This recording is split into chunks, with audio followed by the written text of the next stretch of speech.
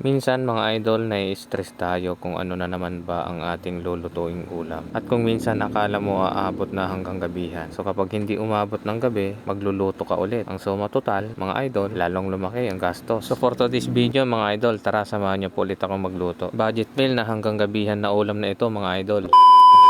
Meron nga po pala ako nabili isang special fresh Mickey noodle na may kasama ng gulay mga idol. At nagkakahalaga po yan ng 35 pesos. At tamang tama nga at meron tayong tirang leftover kagabi. Paano ba naman kasi? Medyo rare yung pagkaluto ni Manong.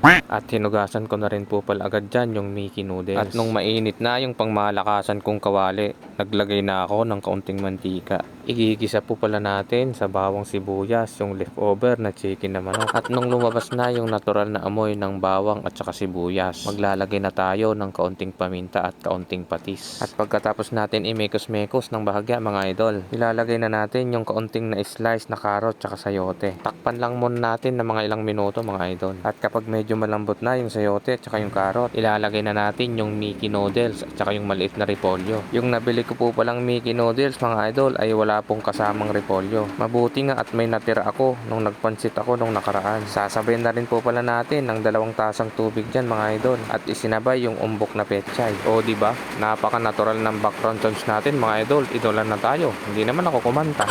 Isinabay ko na rin po ilagay yung kaunting Baguio beans tsaka yung red bell pepper mga idol. Nako po, Diyos mio Marimar, amoy pa lang ulam na.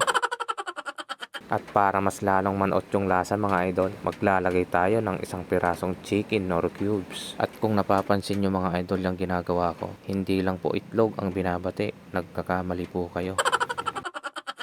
At kapag kumulo na yan mga idol, pwede na tayong maglagay ng Ajinomoto at kaunting patis. Hayaan lang po natin yan kumulo at kaunting mekos-mekos para kumalat lahat ng nilagay nating pampalasa. Nako, swabing-swabe ang lasa mga idol. At kung nagustuhan mo po itong niluluto ko mga idol, pakipusuan naman po. Pa-share na rin at pahit ng follow. Pa-comment na rin sa baba mga idol kung anong lugar ka para naman malaman ko kung saan nakakarating itong niluluto ko. Maraming salamat po. See you po ulit sa next vlog ko mga idol. God bless you all.